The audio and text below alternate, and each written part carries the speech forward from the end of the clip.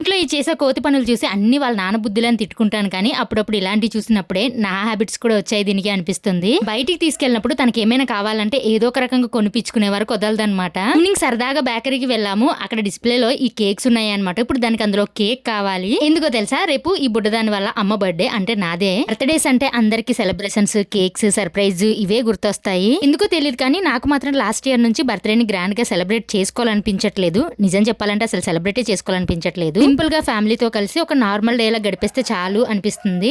Every year age తో పాటు experience కూడా పెరుగుతుంది. హ్యాపీనెస్ ని, సాడ్నెస్ ని షేర్ చేసుకునే మన అనుకున్న వాళ్ళతో ప్రతి ఇయర్ ఇలా కలిసి ఉండటం మాత్రం చాలా వాల్యుబుల్ గా అనిపిస్తుంది. బర్త్డే అంటే ప్రతి ఒక్కరికి ఒక ఎక్సైట్మెంట్ ఉంటుంది. నాకు కూడా ఒకప్పుడు అలానే ఉండింది, కానీ పాప పుట్టిన తర్వాత నేను చాలా బిజీ అయిపోయాను. నిజం చెప్పాలంటే నా బర్త్డే అని కూడా గుర్తులేదు నాకు, వీళ్ళు గుర్తు చేసే వరకు. హస్బెండ్ కూడా ఇంట్లో లేకపోయేసరికి నాకు అసలుకే ఇంట్రెస్ట్ లేదు కేక్ కట్ చేయాలని. కానీ తనకి కేక్ కావాలని అడిగింది కదా అని చెప్పి అది తీసుకొచ్చి నా బర్త్డే లాగా కేక్ కట్ చేసుకున్నాం అనమాట. వీడియో అయితే ఇంతే, బాయ్.